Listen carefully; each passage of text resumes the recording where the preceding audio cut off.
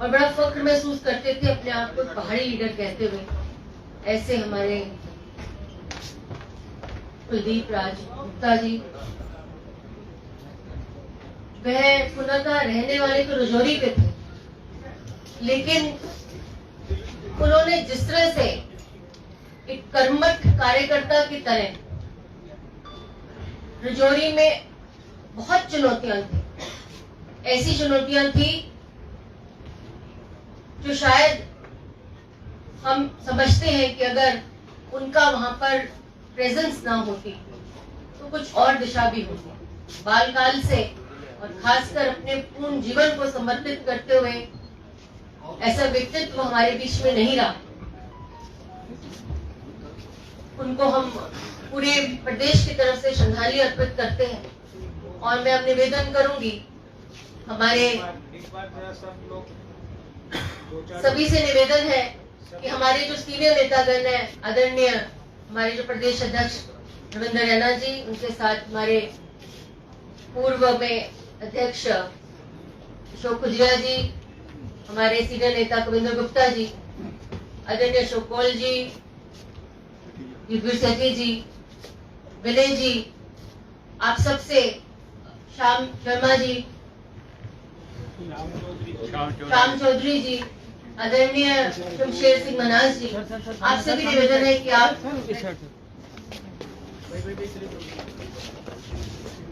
अनुराधा ताड़क जी,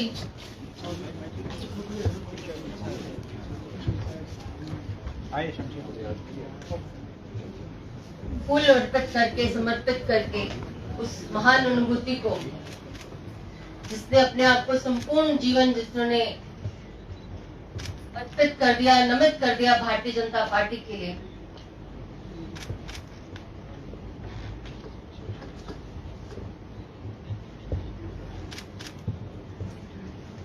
असीम गुप्ता जी, आपसे भी निवेदन है कि आप भी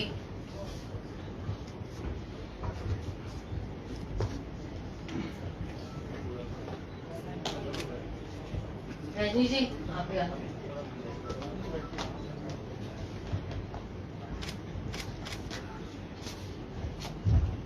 मुनीश खुजरिया जी, मुनीश शर्मा जी, विश्वाल वर्मा जी, चलो आप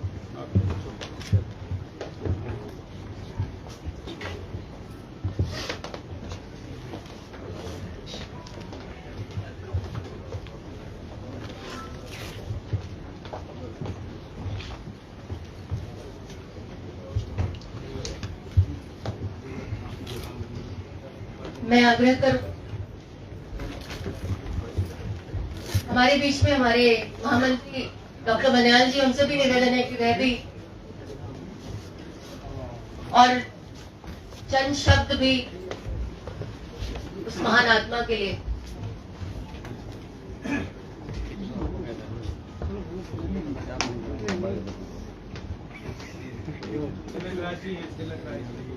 तिलक जी, आपसे भी निवेदन है। सुनील सेठी जी यहाँ पर उपस्थित है, उनसे भी निवेदन है।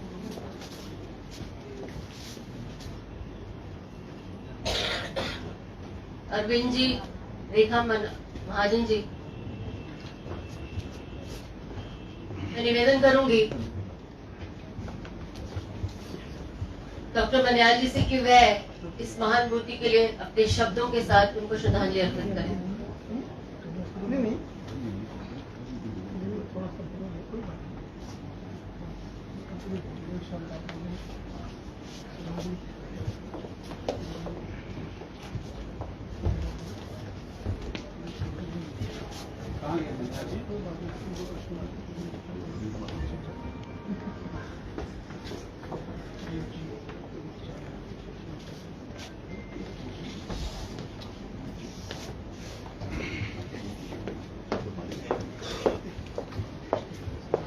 स्वर्गीय कुलदीप राज गुप्ता जी, जिनका कुछ दिनों पहले निधन हुआ, कद्दावर नेता, एक बड़े वरिष्ठ नेता, और मेरा भारतीय जनता पार्टी जब मैंने कंटेस्ट किया उसके बाद ही इनसे मिलना हुआ, उनसे कई बार बात करने का मौका भी मिला, लेकिन खास करके जब कार्य करने में वो अपना एक पक्ष रखते थे, अपनी बात करते थे। जो मैंने हमेशा बात नोट की उनकी, एक बार बार देखने को मिलता था कि जब भी वो किसी बैठक में आते थे तो उन्होंने अपनी बात रखनी है। और कई बार ऐसा होता था कि शायद बड़े लोग बोल लिए या कोई नहीं बोलेगा, तो वो खड़े होकर कहते थे माइक मुझे तो, मैंने बात करनी है। और जैसे प्रिया जी ने कहा कि he used to feel proud के वो पहाड़ी नेता है। लेकिन जब मैं उनके संस्कार में वहां रजौरी में हम सब लोग वहां गए तो वहां दुनिया को देख के, तो एक भीड़ वहां देख के, लोगों को देख के मुझे लगा कि शायद वो एक पहाड़ी नेता नहीं थे, वो जम्मू कश्मीर के नेता थे, पूरी स्टेट के नेता थे। और वहां बताया गया कि जब वो घर से निकलते थे तो उनको बीजेपी का ना कोई शब्द, तब एमएलए था जब, ना एमपी होगा, जब वो उनके पास एक जिप्सी होती थी, वो भी सरकारी जिप्सी, अपने सूख से, अपने काम करने के तरीके से, उस समय में जबकि बीजेपी का कोई बंदा पावर में नहीं होता था, उनके पास जिप्सी होती थी। जिप्सी रजौरी से लेकर जम्मू तक वो आते थे और एक थैला उन्होंने अपना एक लटकाया होता था जिसमें लोगों की डिमांड, पेपर वर्क, कागज पत्तर पूरा लेके वो चलते थे। और सेक्रेटरी में किसी की हिम्मत इतनी होती थी कि उनको रोके, उनसे पास पूछे या उनकी एंट्री पे सवाल करे कि अभी नहीं जाना है, समय नहीं हुआ है। वहाँ 2-4 घंटे हम रहे, वहाँ उनके बारे में बहुत सारी बातें जानने को जो हमें मिली और खुशी हुई कि शायद जो आज की पीढ़ी है, हम लोग हैं, हमें उनसे बहुत सारी बातें उनके जीवन काल से, उनके काम करने की शैली से सीखने की जरूरत है। कि उस आदमी ने, उस शख्स ने कभी बीजेपी को झुकने नहीं दिया, वो भी एक ऐसी डिस्ट्रिक्ट में जहां 60-40 की रेशो है और हमेशा एनसी और कांग्रेस का दबदबा रहा वहां पर। उसके बावजूद भी वहां हिंदू, मुस्लिम, सिख सब लोग वहां पे मौजूद थे और किसी के मुंह से ये नहीं निकला ये बीजेपी के नेता थे, ये हिंदुओं के नेता थे या किसी पर्टिकुलर कम्युनिटी के नेता थे। सबने कहा कि ये एक रजौरी के हमारे नेता थे। लेकिन जो मुझे वहां महसूस हुआ वो ये कि वो जम्मू कश्मीर के नेता थे। ऐसे शख्स आज, ऐसी पर्सनैलिटी आज हमारे बीच में नहीं रही। हमें ऐसे लीडर के जाने का बहुत अफसोस भी है और मैं समझता हूँ कि लेकिन उनके जीवन काल से हम जो सब यहाँ बैठे हुए हैं, हमारे जो बीजेपी का जो एक नई जनरेशन हमारी इसमें बीजेपी में है, उनके कार्यकाल से, उनके जीवन काल से हम सीखें और भारतीय जनता पार्टी का जो परिश्रम है वो लहराता रहे, पार्टी विस्तार करे। मेरी तरफ से उनको आज एक बड़ी रिस्पेक्टफुल होमेज है, मेरी श्रद्धांजलि है और भगवान उनको अपने चरणों में स्थान दे। ओम शांति। मैं निवेदन करूंगी आदरणीय अशोक हजूरिया जी से कि वे भी चंद शब्द श्रद्धांजलि के रूप में इस महान नेता को अर्पित करें।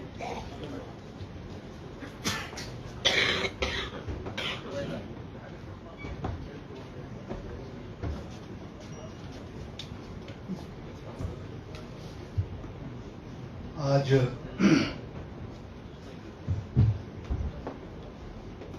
हम उस महान विभूति का, उनको श्रद्धांजलि देने के लिए यहाँ पर एकत्रित हुए हैं। श्री कुलदीप राज जी गुप्ता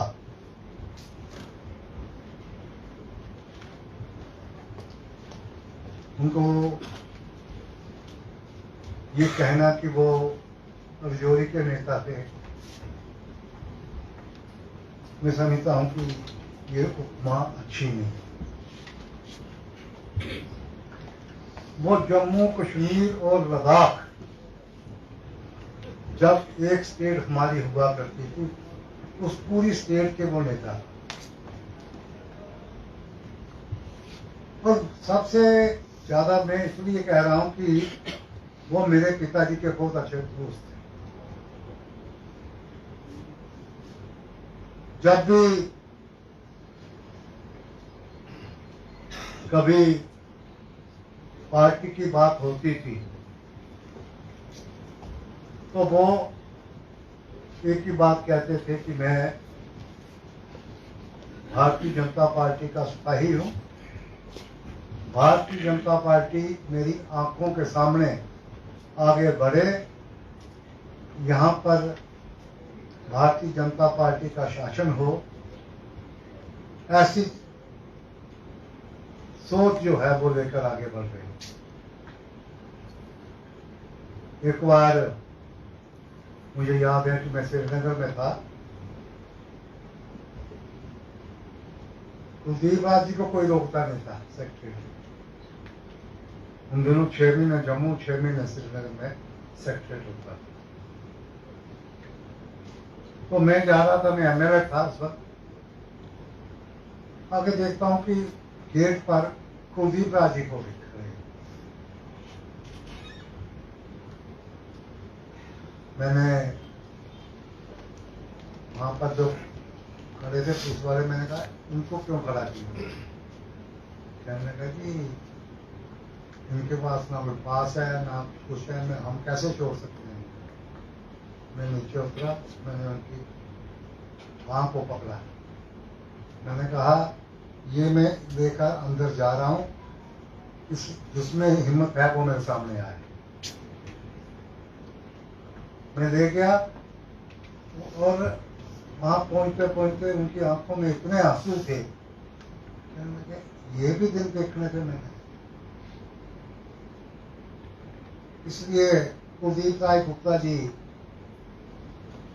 बहुत ही एक ईमानदार, आज भी उनका घर देखो जाकर। मैं इसलिए कह रहा हूं कि हम सभी कार्यकर्ताओं को ये शिक्षा लेनी है कि भाई कुलदीप राय जी का अपना घर नहीं। कुलदीप राय गुप्ता जी ने वो भी दिन देखे हुए हैं जब इन कांग्रेसियों ने 5 वर्ष का बंटवारा करवाया और इनके घर के साथ जो मंदिर है, उस मंदिर में हमारी हिंदू औरतों ने, वहां कुआं था, कुएं में कूद कर अपनी जिंदगी जो है वो खत्म की। ये कुलदीप राय गुप्ता जी ने देखा हुआ था। और आज उस महान विभूति को हम श्रद्धांजलि दे रहे हैं। मेरी इतनी श्रद्धांजलि है कि वो इस पर स्वर्ग में बैठे हैं और ये देख रहे हैं कि हमारी सरकार जिस ढंग से कार्य कर रही है वो बहुत अच्छा कार्य कर रही है। और यह सरकार वो सरकार है जो मोदी जी द्वारा संचालित है। बड़ी बातें करते हैं, देखो जी ये नहीं हुआ, गली नहीं बनी, नाली नहीं बनी, पानी नहीं आया। अरे नहीं, इनसे बाहर निकलो आप। ये नाली पानी वाले दिन हमारे चले गए हैं। अब यहाँ पर मोदी जी की सरकार चल रही है और जिसकी रिप्रेजेंटेशन यहाँ के लेफ्टिनेंट गवर्नर कर रहे हैं। मैं ये बात इसलिए कह रहा हूं कि साथियों, इन सब चीजों को छोड़कर हमें, सेठी साहब ने कहा, दिल खुला करना पड़ेगा। दिल खुला करिए, मैं से बाहर निकलो और हम के बीच में आकर जुड़ जाओ, यही ठीक है।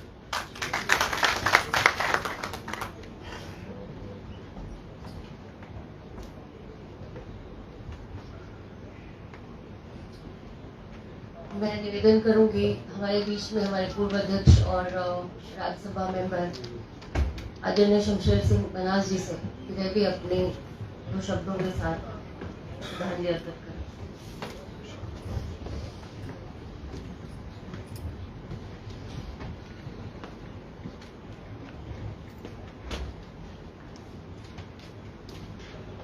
आज हम सब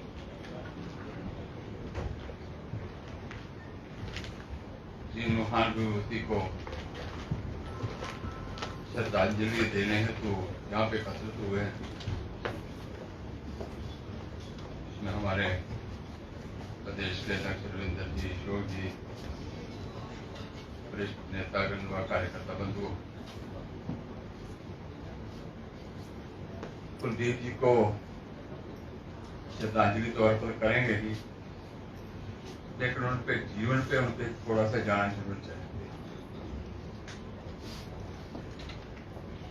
बहुत सारे कार्यकर्ता ऐसे होंगे जो कुलदीप जी को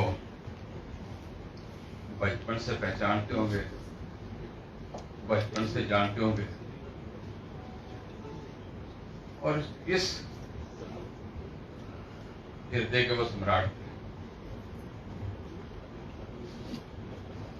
कुलदीप जी यानी कि जब अपना व्याख्यान करते थे, बैठते थे, हम चर्चा करते थे, 47 थे पहले का विभाजन, बिम्बर और कलोनी कोटली, वहां पे विस्तार से चर्चा करनी, कैसे कैसे देश का विभाजन हुआ, कैसे कैसे सारी चीजें हुई। भारतीय जनता पार्टी या भारतीय जनसंघ से परिचित कम थे। शुरू में ही राष्ट्रीय स्वयंसेवक संघ के वो स्वयंसेवक के नाते उन्होंने कार्य किया है। बड़ी छोटी आयु में जिस प्रकार से उन्होंने कार्य किया मन को, और लगातार कई उतार चढ़ाव आने के बाद भी, और किन परिस्थितियों के साथ वो जिनके पार्टी के साथ अपनी विचारधारा के साथ जुड़े रहे। आज हमें कुछ हो रहा है कि बार हम थोड़ी सी भी मुश्किलात आती है, मन में कोई कठिनाई आएगी, इमोशनल होकर हम कुछ अपना बोलना प्रारंभ कर देते हैं। लेकिन कुलदीप जी एक ऐसे व्यक्ति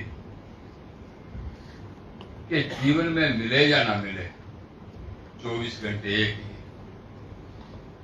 कि मैं इस देश के लिए, इस भारत मां के लिए और इस विचारधारा के लिए जीऊं। इस प्रकार उन्होंने कार्य किया है। मुझे वो दिन भी याद है कि 1990 में तक कुलदीप जी बस में पैदल पूरी रियोरी पुंछ का पैदल टूर किया हुआ है, और हर एक व्यक्तियों से समाज से मिले हैं, चाहे मुस्लिम होगा, चाहे हिंदू होगा, चाहे दूसरा होगा, सिख समाज होगा, हर एक को अपना अपना मानते हैं। और उन्होंने एक दिन जिनके महीने का तय किया होता था उस समय, कि जब मैं पब्लिक ग्रीवेंसेस सुनूंगा, गरीब लोग मेरे पास आएंगे, तो मैंने देखा, मैंने 2 बार किया उनके साथ, मैंने उनको कहा कि जहां पे बहुत सारे मुस्लिम बंधु आए हैं, हिंदू तो बहुत कम दिखाई देते हैं, कहते हैं मेरा पूरा समाज मेरा अपना है, केवल हिंदुओं का नेता नहीं हूं मैं, हर एक की समस्याओं के साथ लड़ना मेरा दायित्व बनता है। आज हम भी यानी कि कुछ ना कुछ नेताओं से विचार विमर्श केंद्र में करते होंगे। कुलदीप जी का परिचय केंद्र में कितना था, मैं कहता हूं आज भी अगर मृत्यु से पहले भी अगर अडवाणी जी को उन्होंने फोन किया होगा, तो अडवाणी जी उनके फर्स्ट कॉल या सेकंड कॉल में फोन उठाते थे, चाहे जितने मर्जी व्यस्त होते थे। आदरणीय अटल जी से बहुत अच्छे संबंध थे, एज ए प्राइम मिनिस्टर कम से कम ज्यादा नहीं तो उस समय में कम से कम 20 बार वो मिले होंगे उनसे, और 24 घंटे उन्होंने जम्मू कश्मीर की चिंता और अपने रियोरी पुंछ की चिंता, आतंकवाद उग्रवाद जब आया उस समय कई प्रकार के, और खासकर इसको पहाड़ी घोषित किया जाए उसके लिए काफी जद्दोजहद की उन्होंने। और पैदल चलना, पैदल के बाद इनके बसें आई, बसों पे चलना, और पहली बार 1990 में प्रमोद माई द्वारा हमें 4 जिप्सी मिली थी, नहीं 4 गाड़ियां मिली थी महिंद्रा की, उनमें से लाला शिवचंद जी को एक दी गई थी, एक कुलदीप राय जी को दी गई थी, एक श्रीनगर में दी गई थी, और एक जम्मू रखी थी, ताकि हमारे प्रमुख नेता अपने अपने क्षेत्र में ठीक प्रकार घूम सके। और केवल यानी कि वो भी यानी कि बॉम्बे से, महाराष्ट्र से हमें वो दान में मिली थी। तो मुझे वो समय याद है कि कुलदीप जी से पूछा, कुलदीप जी कैसे इसका आप गुजारा करते हैं? तो कहते हैं कर लेते हैं किसी प्रकार भी। कुलदीप जी बहुत अच्छे बिजनेसमैन थे, व्यापारी थे, कपड़ों का व्यापार था। बेटे पर छोड़ दिया सारा काम और 24 घंटे अपने काम में नहीं, पार्टी के नाम विचारधारा के काम में लगे रहते हैं। बेटा चले गया, परिवारों का लगभग समाप्त हो गया और कुलदीप जी के मुंह से उफ तक नहीं निकला कि मेरे पर इतनी मुसीबतें आई हैं, क्या मैं पार्टी का काम करूं या ना करूं। ऐसे कार्यकर्ता, ऐसा नेता मिलना बहुत मुश्किल है। हम सब जहां पे बैठे हैं विचार करें अंतर्मन से कि अगर मेरे पर तकलीफें आती हैं, मेरे पर मुसीबतें आती हैं, मेरे पर इस प्रकार का होगा तो क्या मैं पार्टी के साथ जुड़ा रहूंगा? मैंने कहा इनकी जीवन की एक बार लिखी जाए और सब पढ़ें, और खासकर जम्मू कश्मीर के कार्यकर्ता, हर एक कार्यकर्ता इनकी जीवनी को पढ़कर महसूस करेंगे कि ऐसा नेता मिलना, ऐसा कार्यकर्ता मिलना, ऐसे विचारधारा से जुड़े हुए व्यक्ति का मिलना बहुत ही असंभव है। मुझे नहीं लगता आज पूरे जम्मू कश्मीर में भी इस प्रकार का कोई नेता जिसके मन में एक ही बात हो, तेरा भी अमर रहे मां, हम दिन चार रहे जाना है, तन समर्पित, मन समर्पित और जीवन पूरा समर्पित। ऐसे कार्यकर्ता के रूप में उन्होंने इस जम्मू कश्मीर में सेवा की है, भारत मां की सेवा की है, भारत मुकुट मणि कहते मुकुट मणि की सेवा की है। ऐसे व्यक्ति को बोलना असहाय है, बहुत मुश्किल है, और हम सब उनसे कुछ प्रेरणा लें और प्रेरणा लेकर अपने आप को साधने का प्रयास करें। और इसी साधना के साथ अगर जुड़ेंगे तो कुलदीप जी का परिचय पढ़कर, उनकी जीवनी पढ़कर अपने आप को उसको डालने का प्रयास करें। इन्हीं शब्दों के साथ मैं श्रद्धांजलि देता हूं। ओम शांति शांति।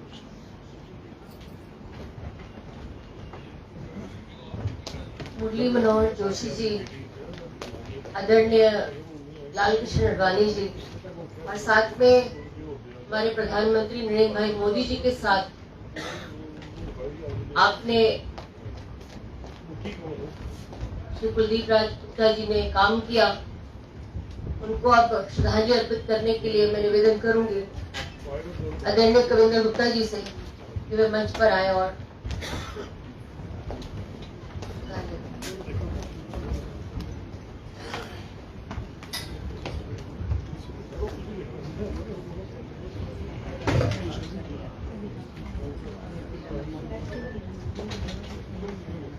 आज हम सब यहाँ स्वर्गीय कुलदीप राज गुप्ता जी को श्रद्धांजलि देने के लिए एकत्रित हुए हैं। मुझे लगता है कि जिन लोगों ने प्रजा परिषद से लेकर के जनसंघ के रूप में और भारतीय जनता पार्टी के रूप में काम किया है, चाहे वो ठाकुर बलदेव सिंह जी हो, चक्कर सिंह जी हो, मास्टर ध्यान सिंह जी हो, टिक्कालाल टपलू हो, विद्याकिशन कोतवाल जी हो, ऋषि कुमार कौशल, शिवचरण गुप्ता, प्रोफेसर चमन लाल जी, उन नेताओं में से आखिरी नेता कुलदीप राज जी आज हमारे बीच में नहीं है।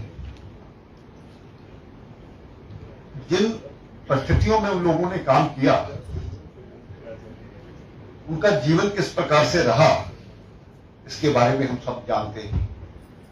कई बार मैं ये भी सोचता हूं, जो लोग आज भी पहाड़ी इलाके में रहते हैं, आज तो हम रजौरी 3 घंटे में पहुंचते हैं, कोई समय ऐसा था कि रजौरी 7, 8, 9 घंटे लगा करते थे। पार्टी के काम के लिए दौड़ना, हम अपने आप को कई बार सौभाग्यशाली में समझते हैं। हम उन कॉन्स्टिट्यूंसी में काम कर रहे हैं जो कि एक शहरी कॉन्स्टिट्यूंसी है। उन इलाकों में कार्यकर्ता किन परिस्थितियों में काम करता है, पैदल चलना, शरीर को तिल जला करके काम करना, साधन विहीन होने के बावजूद काम करना, ये हम कुलदीप राज गुप्ता जी के जीवन से सीख सकते हैं। भारतीय जनता पार्टी आज जहां तक पहुंची, इन लोगों का बहुत बड़ा योगदान है। इस चीज को हमें कहीं ना कहीं समझना होगा। वो हमेशा से हमारे दिल में रहेंगे। जीवन के अंतिम दिनों में भी जिस प्रकार से मुझे पता है उनकी दुकानों को बनाया और उस वक्त के प्रशासन ने वहां तोड़ दिया, हालांकि वो एमओएस का दर्जा लिए हुए एक मंत्री थे, वो पीड़ा भी उनको कहीं ना कहीं सताती थी। जो व्यक्ति ईमानदारी के साथ पैसा कमा करके काम करता है उसको इस प्रकार से कष्ट हो तो चिंता होना स्वाभाविक बात है। तो आज मुझे लगता है कि जम्मू कश्मीर के उन लोगों से सीखने की जरूरत है। एक पीढ़ी चली गई, उसके बाद ये शरीर नश्वर है, सबने जाना है एक उम्र के अनुसार, लेकिन कुछ लोग मील का पत्थर बन करके अपने कोई ना कोई निशान छोड़ जाते हैं जो हमारे जीवन में हमेशा हमें याद दिलाते रहते हैं। मुझे लगता है कुलदीप राज जी को सच्ची श्रद्धांजलि यही होगी कि उनको जो जीवन था, जिस प्रकार से उन्होंने पार्टी का लगन, मेहनत, श्रद्धा, भक्ति के साथ काम किया, उसको अपने अंदर कहीं ना कहीं अपनाने के प्रयास करें। यही उनके लिए सच्ची श्रद्धांजलि। ओम शांति। मैं निवेदन करूंगी आदरणीय रविंद्र रैना जी से, अध्यक्ष भारतीय जनता पार्टी, कि वह भी अपने कुछ शब्दों से उनको श्रद्धांजलि अर्पित करें।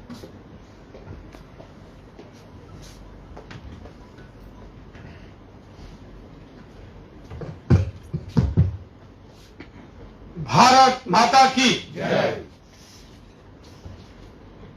स्वर्गीय कुलदीप राज गुप्ता जी के आज के यहाँ भारतीय जनता पार्टी कार्यालय में श्रद्धांजलि के यहाँ हमारे बीच उपस्थित सभी वरिष्ठ सहयोगी साथियों, जैसा कि मेरे से पूर्व यहाँ मेरे साथियों ने स्वर्गीय कुलदीप राज गुप्ता जी के जीवन के विषय में यहां बताया, मुझे बचपन से कुलदीप राज जी के साथ काम करने का बहुत निकटता से मौका मिला। हम बहुत छोटे होते थे तो हमारे क्षेत्रों में कुलदीप राज गुप्ता जी बैठकों के लिए आते थे, पॉलिटिकल रैलीज के लिए आते थे। और एक वो जमाना था जब जम्मू कश्मीर के अंदर गवर्नर्स रूल था, चुनी हुई सरकारें नहीं होती थी, कोई किसी भी राजनीतिक दल की कोई पॉलिटिकल एक्टिविटीज नहीं होती थी। एक नाम जो अक्सर रेडियो में 2-3 नाम होते थे जो सुनने को मिलते थे, प्रोफेसर जवाहरलाल गुप्ता जी का नाम आता था, दया कृष्ण कोतवाल जी का नाम आता था, तो कुलदीप राज गुप्ता जी का भी नाम अक्सर रेडियो में शाम के 6:15 बजे डोगरी खबरें आती थी और 5 बजे गोजरी की खबरें आती थी, उनमें उनका जिक्र। उस दौर में जब सरकारें नहीं थी, पॉलिटिकल तंत्र नहीं था, गांव गांव के अंदर, शहर शहर के अंदर कुलदीप राज गुप्ता जी आते थे। कहीं कोई दिक्कत, समस्या, परेशानी आती थी तो वो एक मजबूत स्तंभ की तरह खड़े होते थे। उन दिनों आतंकवाद का एक बहुत भयंकर दौर, मुझे याद है मैं डिग्री कॉलेज के अंदर पढ़ता था और स्वाड़ी कांड हुआ था बुद्धल के बकोरी के ऊपर। एक ही परिवार के 12-14 लोगों को आतंकवादियों ने मार दिया था। और उसके बाद 1999 में जब अटल बिहारी वाजपेयी साहब बस लेके लाहौर गए, जब वो दिल्ली से बस चली तो रात को वो रुकी अमृतसर, और जब बस में बैठ के वाजपेयी जी लाहौर जा रहे थे, अमृतसर पहुंचे, उस रात को बल जलाना रजौरी के नजदीक में, वहां एक बारात के अंदर बड़ा मैसेकर हुआ। ये दोनों जो आतंकवादी घटनाएं हुई, जब वहां लाशों के अंबार लगे थे, मुझे याद है वो रात के अंधेरे का वक्त, उस वक्त पुलिस और सेना के लोगों को भी वहां उस पहाड़ के ऊपर जाकर नीचे वैली में जाना, उसका अनुभव नहीं था। उस वक्त जो रजौरी शहर से हमारे कार्यकर्ता निकले, संघ के कार्यकर्ता, बीजेपी के कार्यकर्ता गांव से, उनके साथ कुलदीप राज गुप्ता जी, और वो अपने हाथों में वो शरीर लेकर अपनी जिप्सी के पीछे डालना, और वो कैसे हॉस्पिटल के अंदर रात को हमने पहुंचाए थे, और वो सारी कुलदीप जी की देखरेख में। और फिर स्वाड़ी का कांड हो गया। उस जमाने में लोग अपने घर से बाहर नहीं निकलते, बहुत मुश्किल दो। रजौरी, पुंछ, यहां अखनूर के पुल से शाम 4 बजे के आगे कोई गाड़ी नहीं जाती थी, बंद हो जाती। उस दौर के अंदर एक योद्धा की तरह काम करते, लड़ते भिड़ते हमने स्वर्गीय कुलदीप राज गुप्ता जी को देखा, और वो सबके लिए हमेशा उपलब्ध होते। उनका एक नियम था जो कि उन्होंने जीवन के अंतिम समय तक निभाया। वो हर महीने की 6 तारीख को रजौरी में द पब्लिक दरबार लगा। टाउन हॉल रजौरी शहर के बीचों बीच एक बड़ी जगह थी, और उस टाउन हॉल में स्वर्गीय कुलदीप राज गुप्ता जी हर महीने की 6 तारीख पूरा दिन बैठते थे, और दुनिया भर के लोग उनके पास आते थे। हम देखते थे जो हमारे राजनीतिक विरोधी हैं वो भी उनके पास आते, और ये कहा जाता था कुलदीप जी के लिए कि जिनका कोई नहीं उनके कुलदीप राज। कोई भी अगर किसी को सरकारी तंत्र में, डीसी में, एसएसपी में या किसी डिपार्टमेंट में काम है, बस कुलदीप जी को कहने की जरूरत होती थी। उनके पास एक डायरी उठाई तो चल पड़ा। उन्होंने कभी किसी को ये नहीं पूछा होगा आपका धर्म क्या है, मजहब क्या है, आप किस पॉलिटिकल पार्टी से वाबस्ता हो।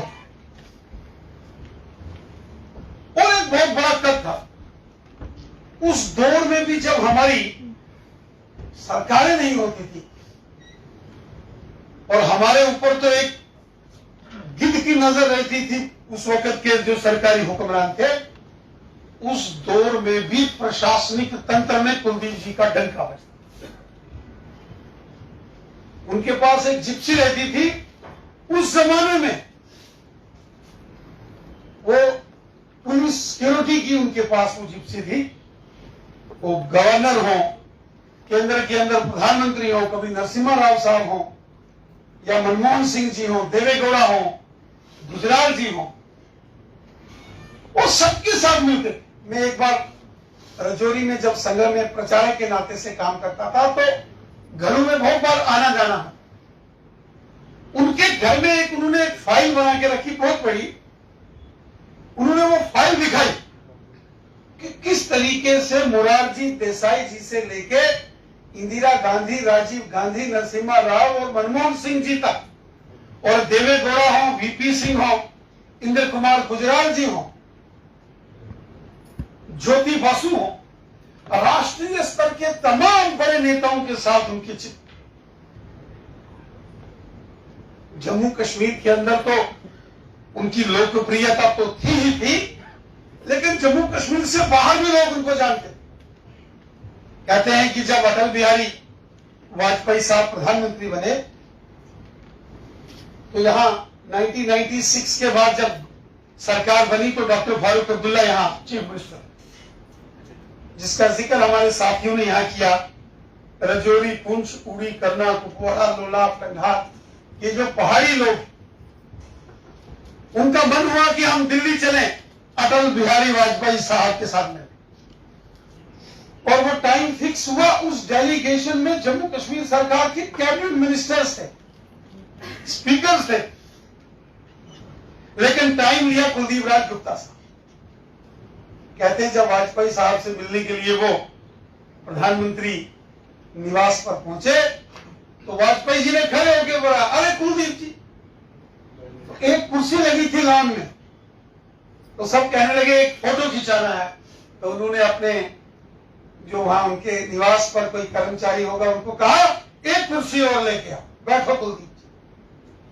और वो चित्र भी उन्होंने हमें दिखाए और वो सारी योजना बताई। और फिर जब वाजपेयी साहब टंगार आए, बहुत बड़ा अर्थक्वेक आया था, और वहां जब वो पहाड़ी समुदाय के लोग वहां उनको मिले, तो उस स्पीच में उसकी क्लिप्स उनके पास थे। वो बताते थे कि वाजपेयी में वहां था नहीं, लेकिन वाजपेयी साहब ने वहां हमारा नाम।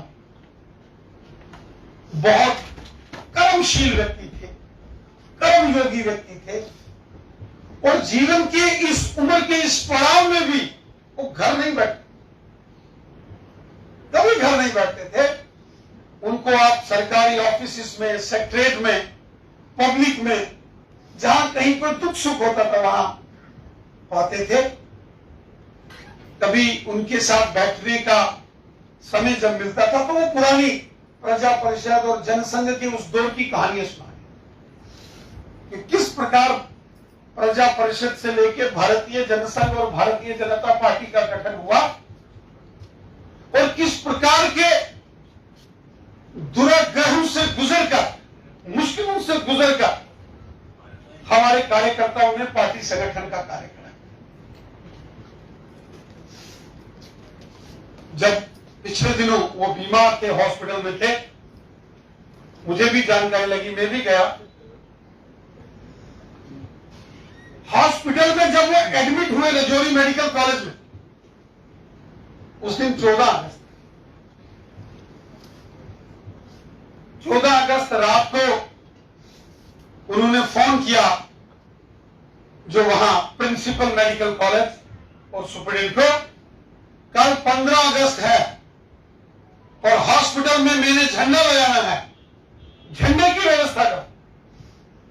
तो सुप्रीडेंट ने कहा कुलदीप जी कोई बात नहीं, हम ये खिड़की खोलेंगे, पर्दा पीछे करेंगे, आप यहीं से देखो, आप चल के नहीं जा सकते, आपका स्वास्थ्य ठीक नहीं है। वो गिरे कहीं, उनकी रिब्स टूट गई थी, तो आपका चलना ठीक नहीं है, वीकनेस भी है, तो झंडा मैं फहराता हूं, आप यहां खिड़की से झंडे को सलामी दीजिए। उसने कहा झंडा फहराया जाएगा और कुलदीप राज गुप्ता बेड पर लेटा रहेगा, कैसे हो सकता?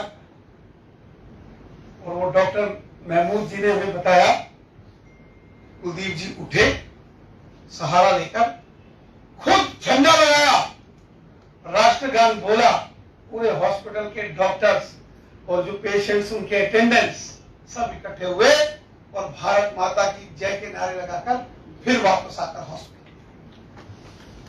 ये जज्बा था उनके अंदर में। और फिर वहां कहते हैं अच्छा ये हॉस्पिटल के अंदर मैं 2-3 दिन हो गए यहां, तो ये दिक्कत है।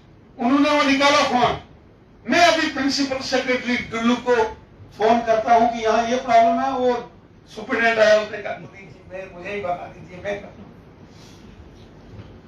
उस अवस्था में भी उन्होंने कहा ये अनहाइजीनिक ये सारा बना के रखा है, ये लोगों को दिक्कत हो जाएगी, जो एडमिट होंगे ठीक होने के लिए बीमार हो जाएंगे।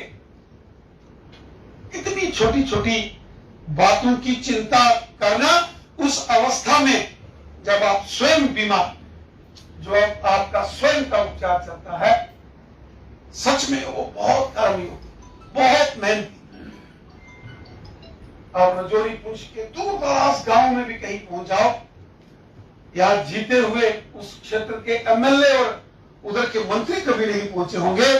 उस गांव में अगर आप पूछेंगे कि इधर कोई पॉलिटिकल लीडर कभी आया, तो जरूर आवाज आएगी कि कुलदीप राज गुप्ता साहब।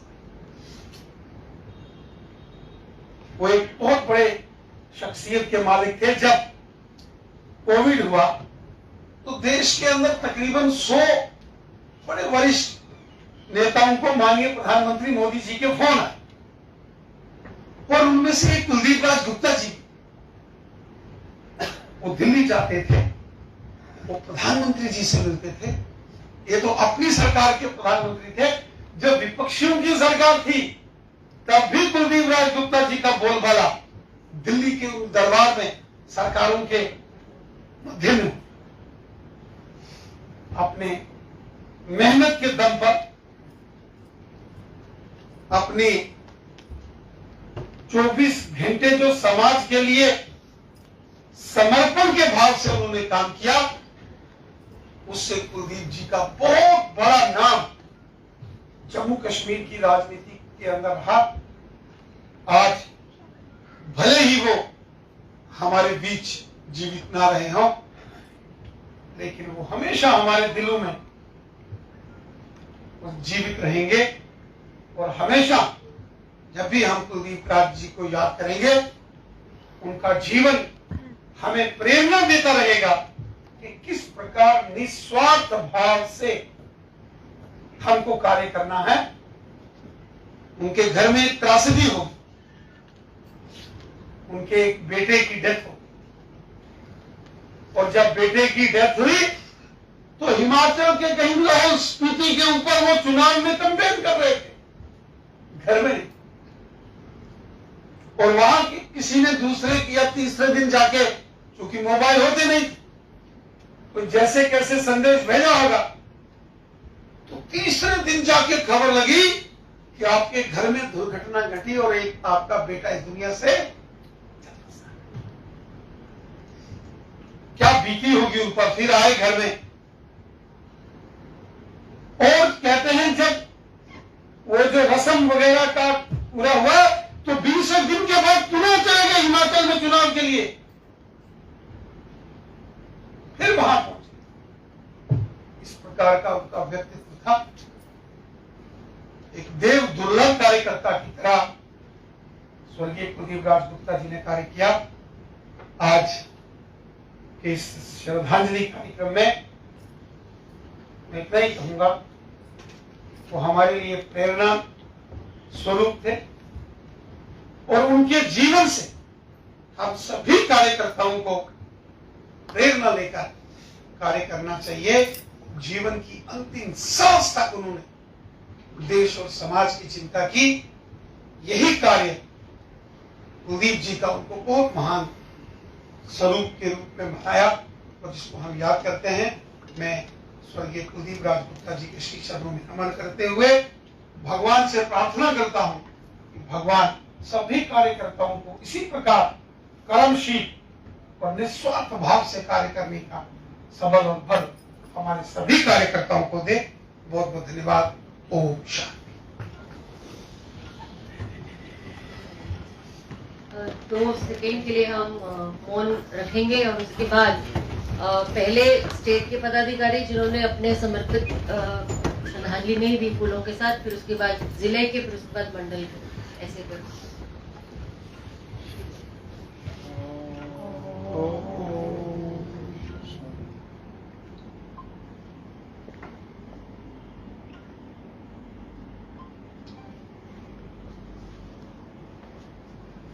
ओम शांति शांति।